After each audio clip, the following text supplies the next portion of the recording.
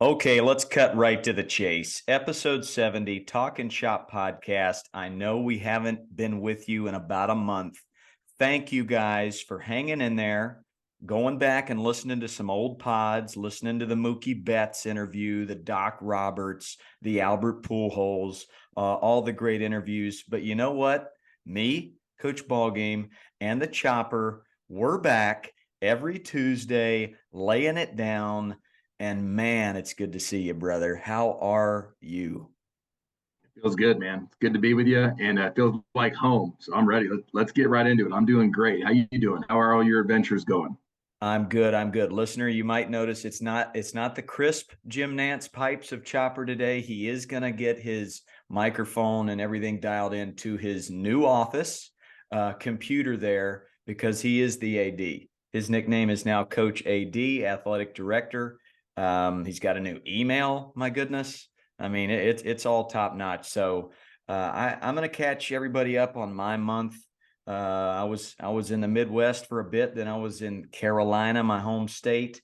Lots to unpack, but what's been going on in your world? Yeah, man. Just grinding with my youth, my PR pups, my 10U and 11U, and those boys are working their tails off and having a blast. We're having so much fun. Their favorite part of practice, besides BP, is spotlighting each other. So they just love encouraging each other and talking about the attributes that they love about each other. Every practice at the end, they're asking me, Coach, who are we going to spotlight? And sometimes it's like, boys, mom and dad are ready to go home. You have school in the morning, and I went over our time by a few minutes, so we can't spotlight. But it's going great. Yeah, Because you what's up? made it a thing. You made it a part of your culture, Oh probably a yeah, big part of your culture. And I've been talking to coaches around the country about this. At the end of your practices, when the kids are getting picked up by their parents, that's when you lay it on thick. That's when you have an award ceremony, a spotlight moment, and the kids buy in. And if the kids buy in, I'm telling you, the parents will buy in. So good on you, bro. yeah, no doubt. Had a really cool moment with a parent at the end of a scrimmage just over the weekend where he this is his first year with us, and his boy is incredibly talented. But he calls me over and he goes, Coach, can I just tell you how much I appreciate you as a coach? It's your tone, it's the volume of your voice, it's when you speak, it's what you say. And I just thanked him, gave him a big hug, and said, "Yeah, I just believe that God put me on this earth to coach." So, but a really cool moment, as a coach, that's a fresh refill on your cup of coffee. There, you're ready to go another 9 innings, as Nolan Ryan used to say. Sure. But yeah, no, that was cool. That was really cool. So good. I sent you this, but we've had lots of opportunities on the road to meet you listeners in person, and that's why we haven't been able to do this as much because I've been on the road and I've been meeting you all and shaking your hands. And there's been a lot of these, but one came in today. Ball game Chopper. I would have never felt prepared enough to take on this job of coaching young kids if it wasn't for you and Chopper. So thanks for all you do on the podcast. I've heard that a lot, and it makes sense. This coaching kids thing, you're not born knowing how to do it. You're not born with the tone. You're not born with the body language of a coach to create good people and build these kids up, especially in high leverage moments or anxious moments. So we are happy to be on episode 70 of this, just providing some food. Every sandlot I've been to, and I am on number 52 of 67. I got 67 different towns I'm hitting this year, and we've done 52 of them. And in every single one, we've unpacked the sandlot afterwards with coaches, parents, just a free coaches clinic. It's been the highlight of my tour. I'm going to lean into it even more in 2024 and basically call it a traveling coaches clinic. So get your schedule ready, Chopper. Get your 747 cleared out and ready, because we're taking this thing on the road. This is more of a traveling coaches clinic than anything. But to meet all of you that listen to this pod on a weekly basis, and to see what you're doing with your little leagues, to see how you mow the grass and trim all the weeds that were growing on your old little league parks, and now you're doing your thing, building up these kids. Sometimes you're the fish out of water with the culture that you're building of character and fun, positivity. Good on you.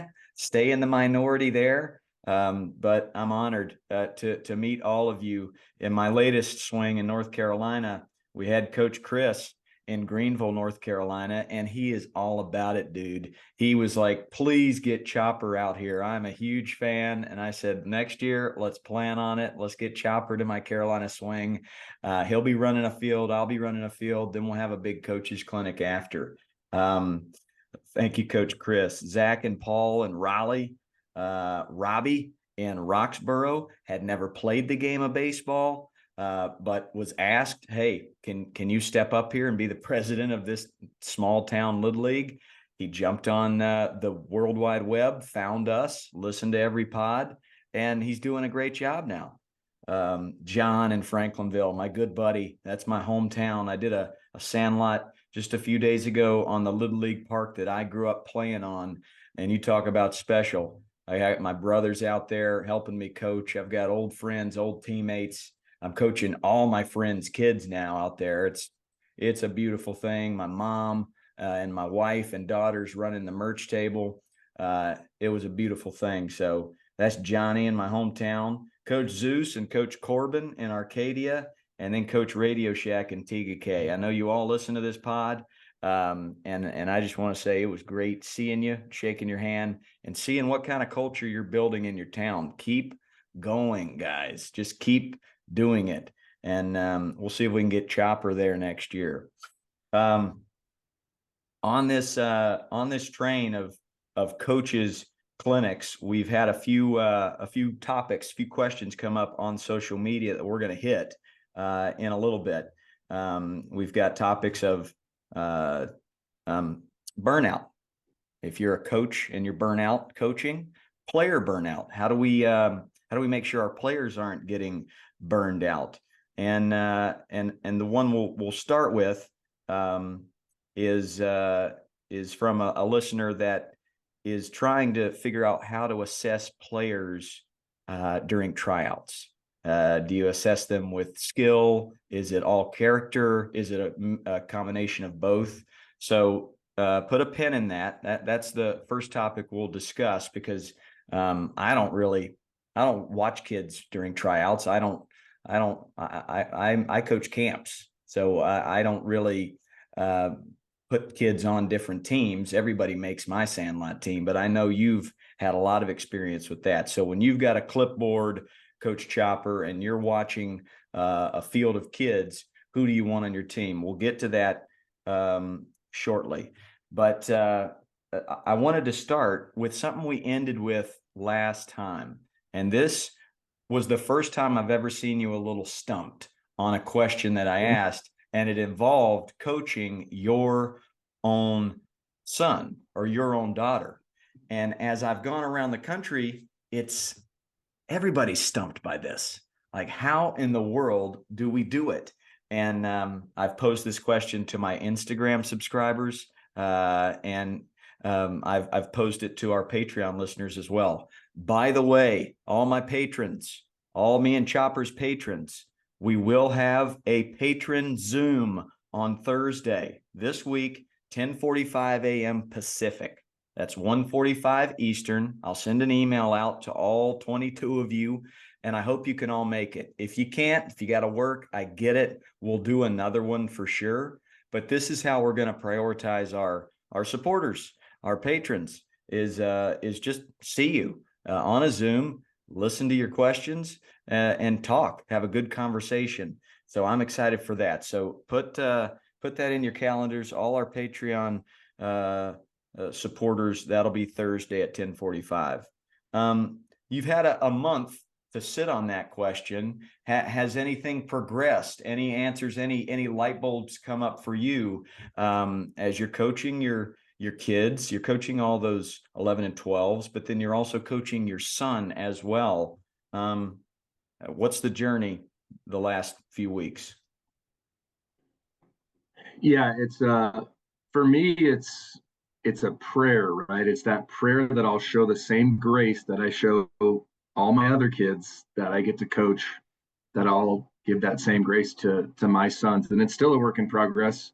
I think the biggest thing is just making sure that you're aware of it when it happens, and you can circle back and just make sure that, the four souls that God put me in charge of as their father know that I love them. And so you can still hold them accountable. I don't think we'll ever be perfect as coaches, but knowing in those moments where you might have turned the heat up a little bit more than you do on anyone else, circling back, maybe it's even at home that night. I had an issue with Bo where uh, Bo just wasn't having a great day with his focus. He was fine on, it wasn't like he did bad. In fact, I took him out after a play that he made. So he made like a diving play and stayed with it and threw the guy out. And then he threw the ball away while we were throwing the ball around, and took him off the field, put another kid in. That's turning up the heat more than I do on anyone. And I've never turned the heat up on him like that before.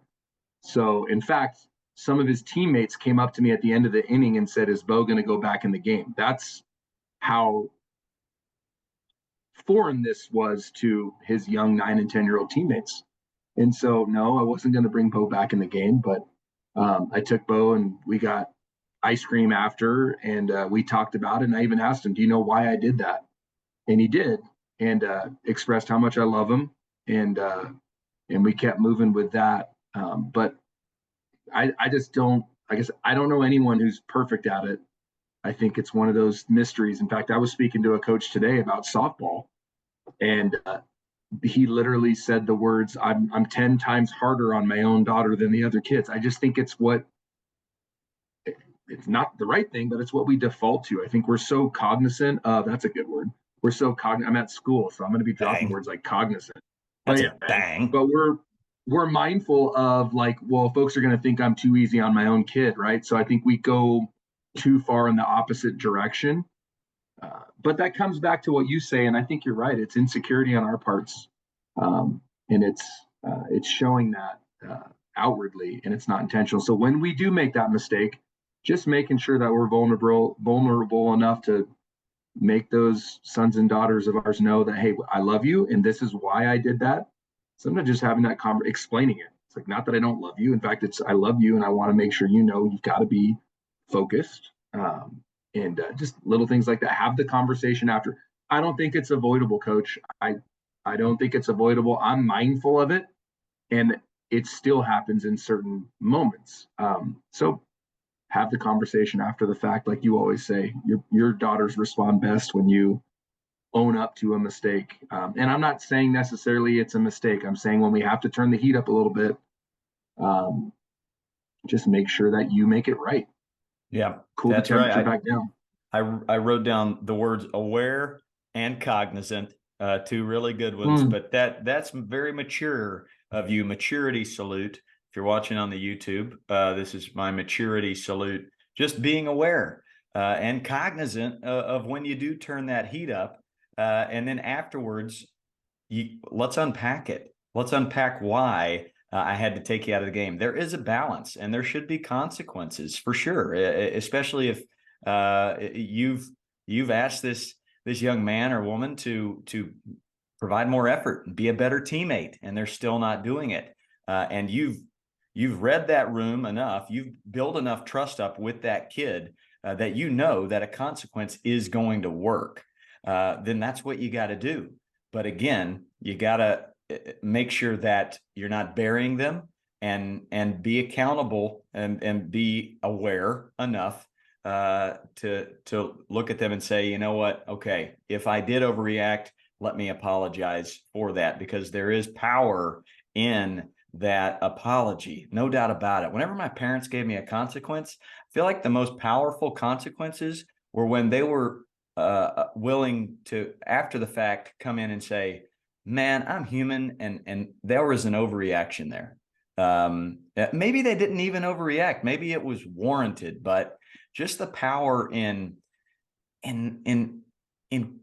somewhat meeting them halfway on that and treating them like another human being.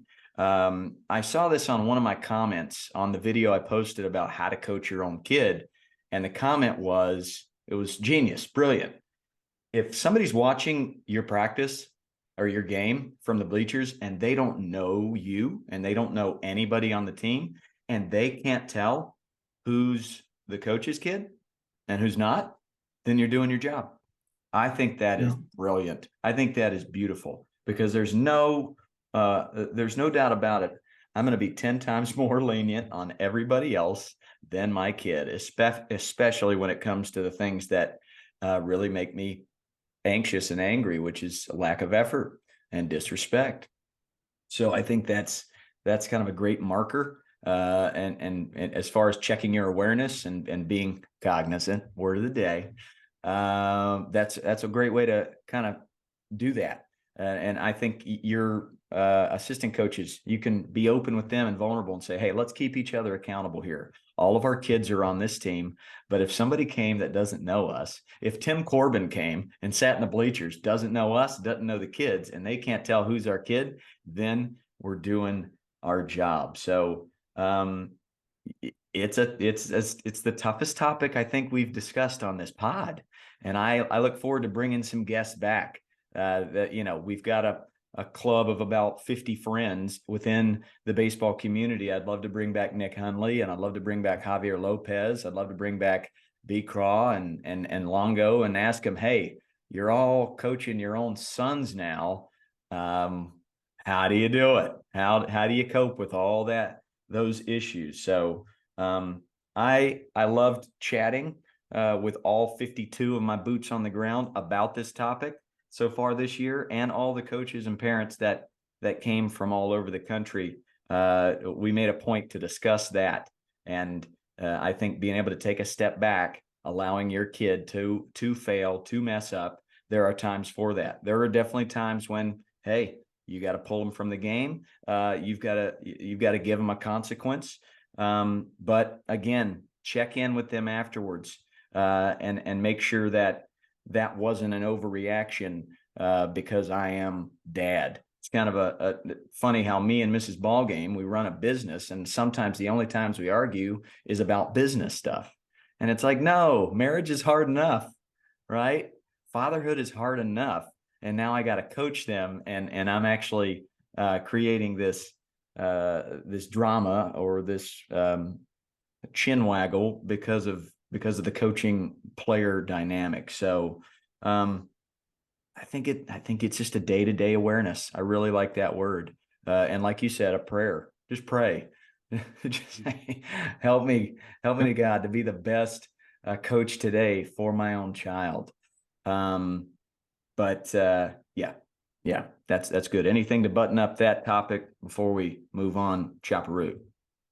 Yeah, parents that love their kids, they hear that little voice when sometimes it's just when they parented, right? So like there's times when Boaz from time to time, he'll get sent to bed early, right? So that stinks. There's tears and all this stuff. And so instead of just letting him go to bed crying and feeling like he's the worst or he's a failure or he is not in good graces with mom and dad, there's been multiple times when God put it on my heart to like go give Bo a hug and tell him you love him, right? So don't miss those moments when you know what needs to be done, but then we want to be like, no, he needs to learn from it. It's like, no, just go hug your kid, because there's going to come a time when they turn 18 years old where you would do anything to get a text from them. Mm-hmm. And so in these moments when we are their whole world, don't miss those moments to go in there and give them a big hug and a kiss on the cheek and say, dude, I love you. And it's, no, you're not coming out of bed. I'm not sneaking you out. I mean, you aren't going to start a coup, and we're not going to sneak you out. Mom, mom's my number one. But no, you're going to go to bed, but I just love you and I'm proud of you. And I know you made a mistake and you probably shouldn't have mooned your brother in front of your mom, but you're going to go to bed on this one, but I love you. And tomorrow's a new day, and get some sleep. And that's it. So don't miss those moments. We know them, I know them. They're there. And I'm not batting 1,000 at the times when I do go in there to give them that hug, but I've gotten a lot better lately. So that's just how I'd button that. I know multiple adults that have said they recall those spats with their parents as a child, and they recall no resolve afterwards, no hug, no coming up knocking on the door, and they still recall that as a 40-50 year old adult, and the pain that caused. So it's really powerful. Tell you what else is powerful. If you're watching on the YouTube, saw you get a little emotional there, and the new lighting that Chopper has here, when he gets emotional, man, it's pretty spectacular. So Yeah. I would, there's some there's a film aspect to it. So I saw you get, so I saw you holding back a little something there, and that lighting's pretty special. So go check out Our game. Chopper and his beard and his eye lighting there on the YouTube. As I get older, I do find myself crying more. I think that's just a thing, and I don't think it's a bad thing. My daughters still say they've never seen me cry, and I'm like, man, that is a definite insecurity within me, though, to not allow them to see me cry, because I do a lot. But I love that button there on just give them a hug and say, hey, I love you. It's great. I'll finish with this. This week we begin our fall sandlots in Orange County, and it's been great to get back home and to see some familiar faces. But on that topic of parenting and coaching, had a brand new kid. You could tell he was struggling. You could tell the dad was really trying to get in there and motivate them to just stand up and try to play, just doing whatever he could. But there was a moment when the kid finally got up to bat, and the kid turned to a dad who was over there by the tree and just said, "You're literally making it worse, Dad." And I thought, wow, what a moment right there. Like it is what I've tried to tell every parent out there. Just try to sit back, relax, and allow the coach to coach. Allow the coach to quietly do that thing. If you're a parent out there and you're not coaching, you're just there watching. Listen to that. Listen to that. That kid had the wisdom to just turn and say, "You're literally making it worse right now, Dad." And that 90-minute period, you talk about an arc going from where he started to that journey with Dad, to kind of peaking to the point of just being honest and saying, "Dad, just walk away, just move back 100 yards and just watch, allow my coach to coach me." And then to see at the end this big smile that he had. He likes wolves, so we called him Wolf, and the whole group just gave him a big "Ooh." And we talk about it a lot. That's a well-intentioned dad. Thank goodness he was there. He was present. He wanted the best from his kid. And it was just such a great learning moment. There are times when you just got to step back and allow that coach to coach. Let that kid fail. Let that kid figure it out on their own.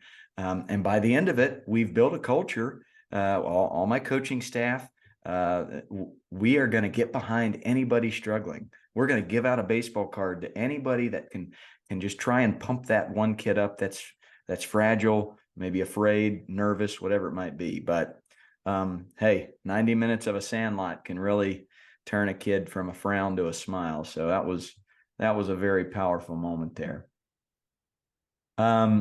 This is a good one from a listener, and it involves selecting players, and a lot of this happens in travel ball, and we've talked about it. Travel ball, elite ball, it's a necessity. It's definitely necessary for the elite player to have good competition and grow their skills, as long as it's coached the right way.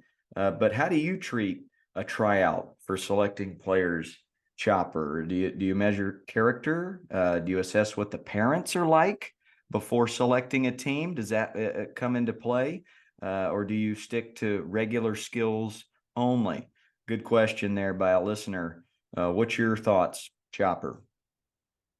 Well, I'm fortunate to have a team in place. So I've got a good team with a high level of talent, a high level of character, incredible parents. So if I'm bringing anyone else into the family, they've got to fit, they've got to hit that character piece, they've got to hit the good family piece as far as the parents.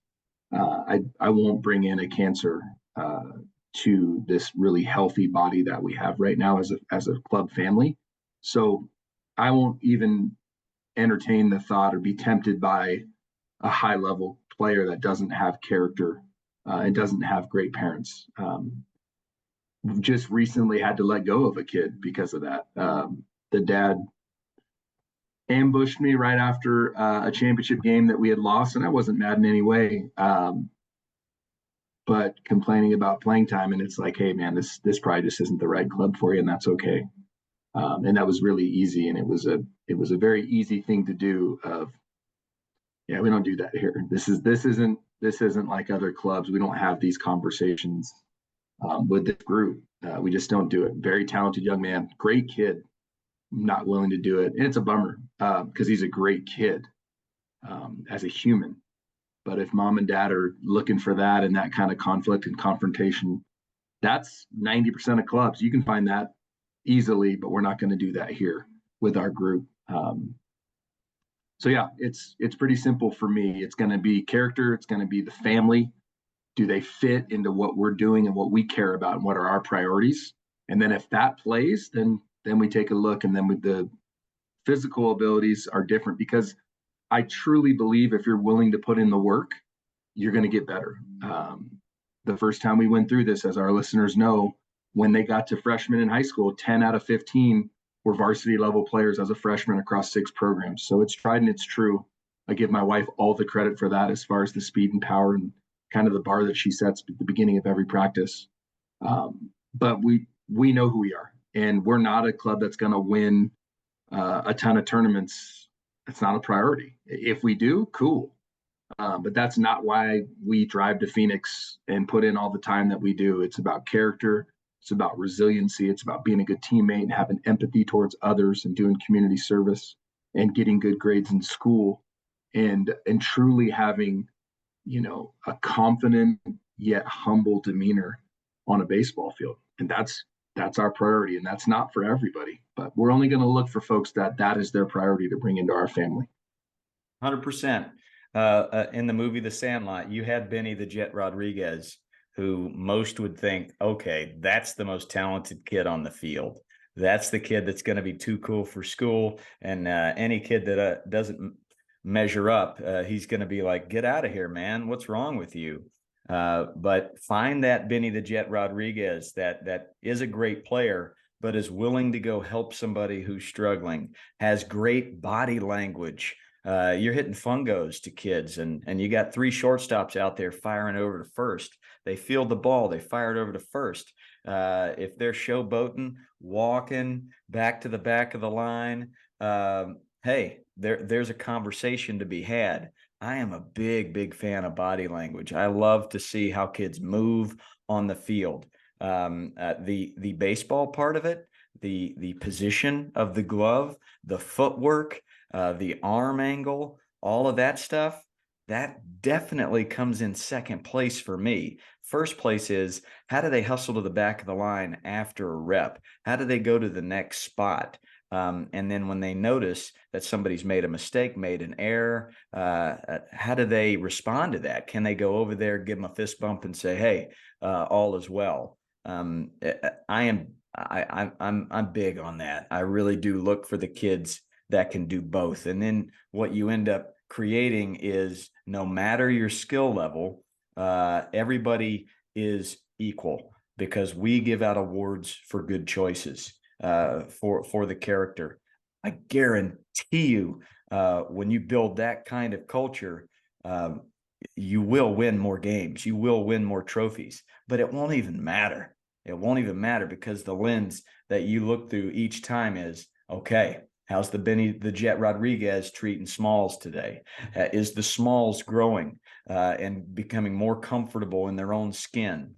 Man, it's the way to do it. So I like that answer you had, and I think if I'm putting character, fun, skill development, and wins 1, 2, 3, 4, I'm really going to try to do the same thing as far as picking my teams. Does the family and does the child, do they have character, or is there room for them to grow in character? And then is there a willingness by the family to create a joy within this kid's heart for the game, a love of the game? So I think you can find that really easy on a first meeting with a family. You can see pretty quick. Okay, this is going to be a challenge. This kid, this family wants a lot of playing time. They want wins. They're already thinking about Major League Baseball at 9, 10 years old. There's going to be some cups of coffee, some conversations, and we'll see if there's a learning curve here. But yeah, same thing we always talk about on every pod is find that good balance of character, fun, and skill development. Bring them all in. We've lost Chopper for a minute on the pod. I'm just going to keep it rolling. Maybe he'll hop back in.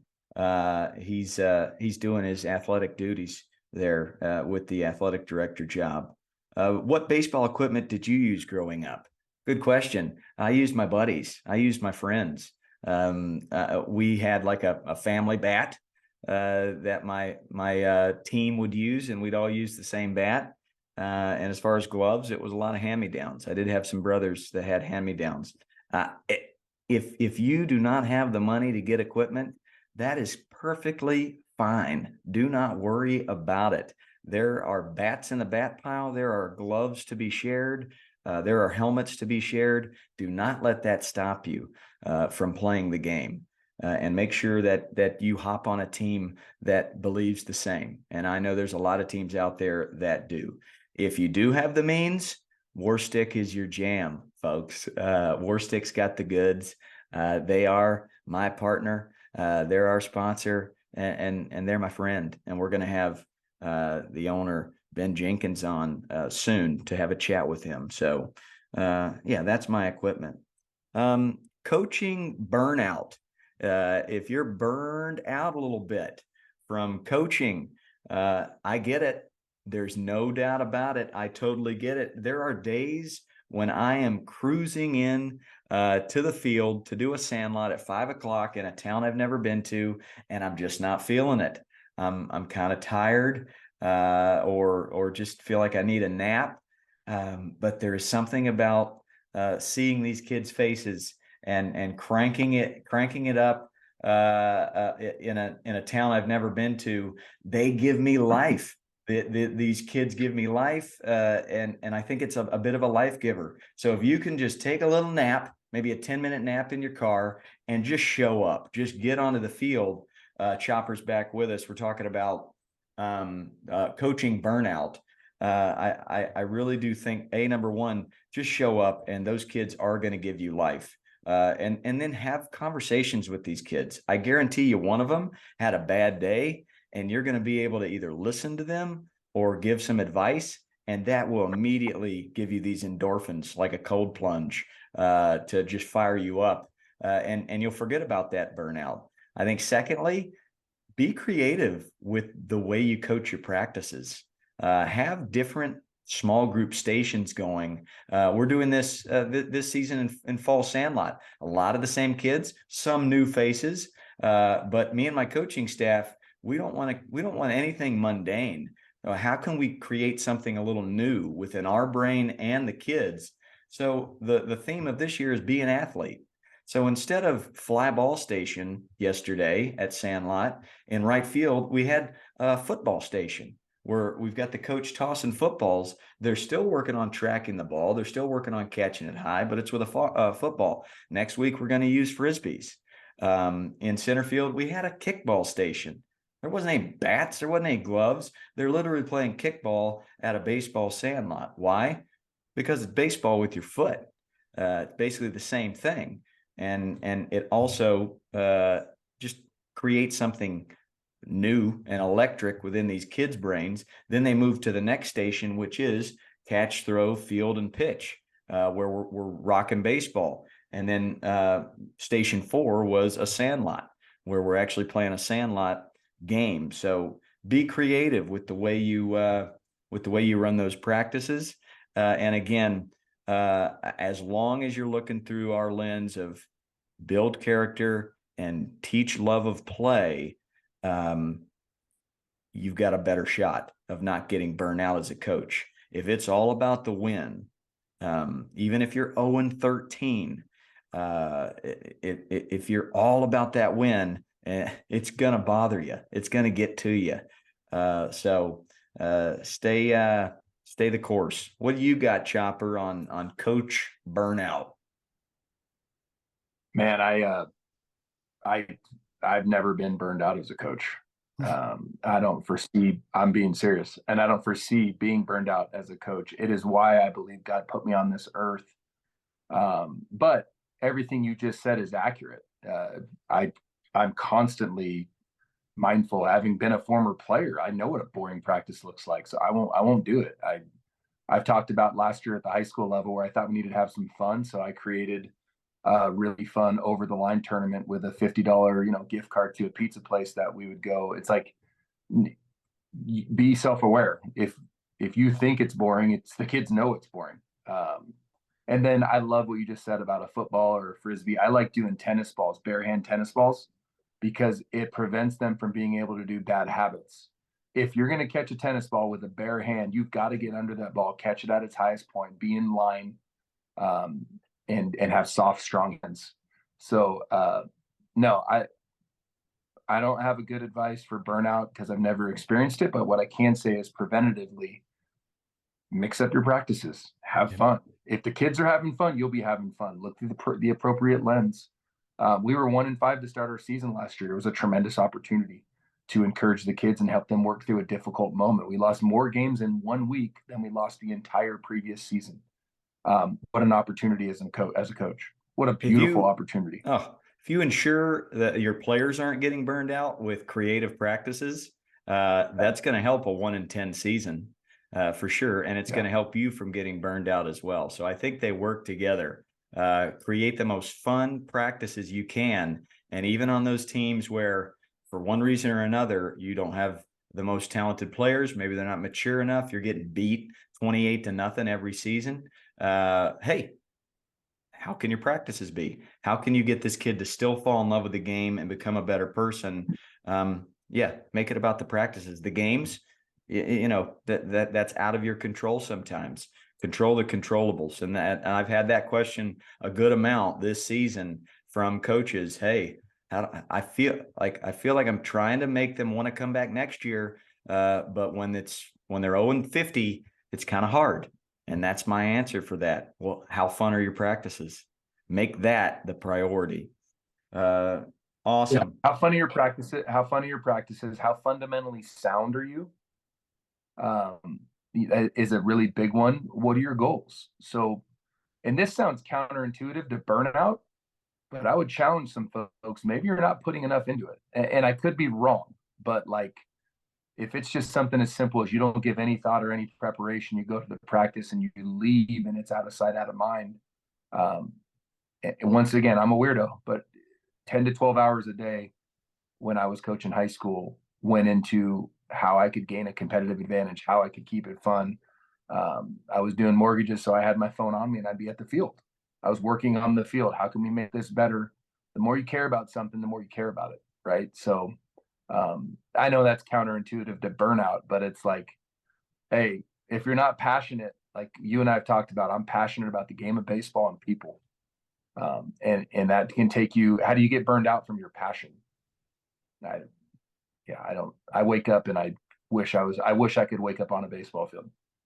That would be my ultimate dream. I will be honest, the iPhone that you're using, the visual is crisper and the sound. So there's an option for you. Just go phone.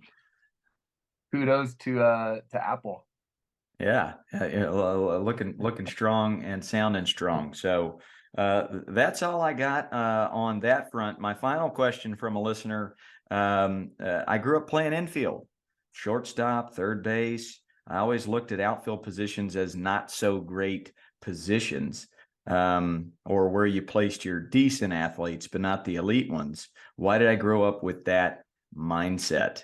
Outfielders play a vital role in the game. Well, nah, I think that's pretty natural. You know, you think shortstop, second base, pitcher, catcher. That is definitely where all the best athletes at a young age play. So that's pretty normal to think that.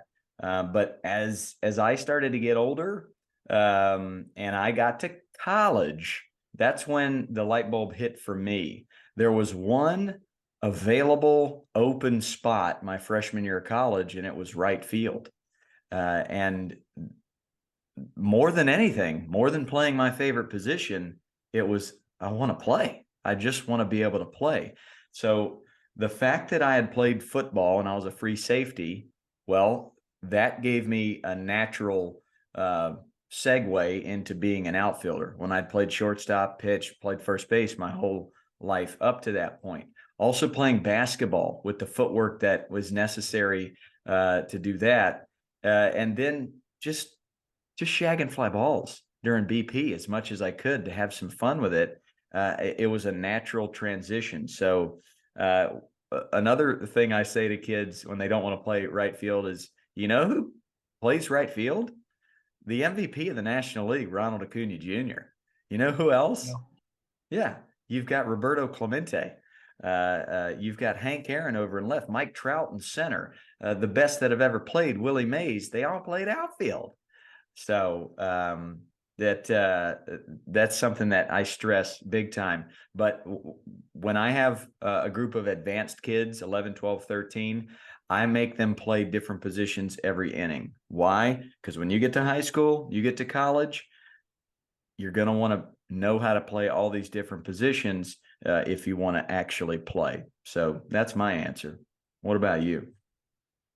I agree with everything you just said. When you're younger, yeah, they put the kids that are going to make the most plays consistently in the infield. That's kind of your job as a coach. If you're, trying to reward the folks for putting in the work, and if you want to play infield, put in a little bit more work. But no, it's a natural thing. But it's also your job as a coach to make sure everyone knows there's somewhere to be on every play.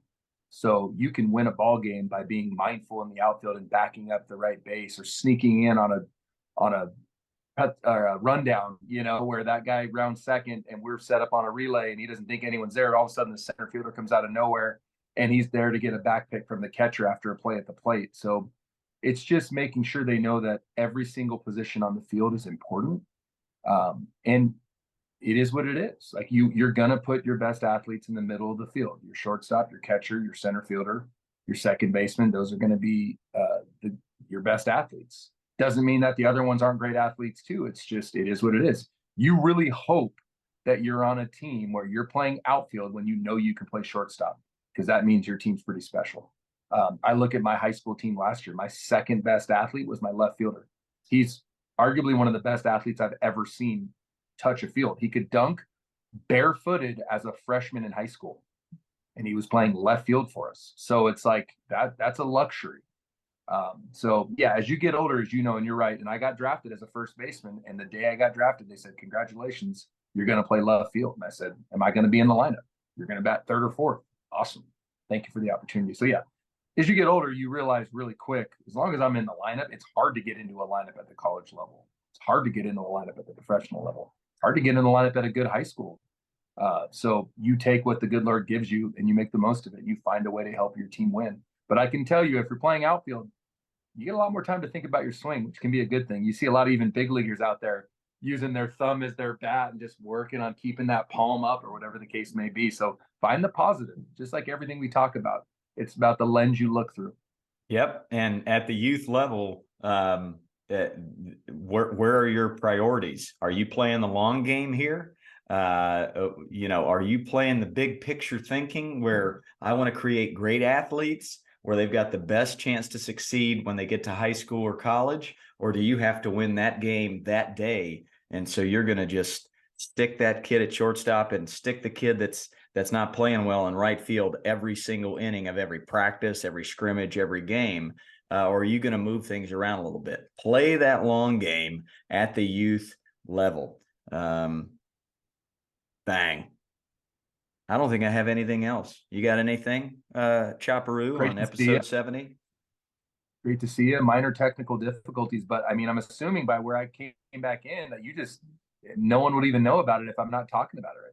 Yeah, exactly. I mean, Well, I just said Chopper is gone, but I'm just going to keep this going. And then he came back. So I think the listener pretty much just thinks you went to the bathroom. That's about all. So perfect.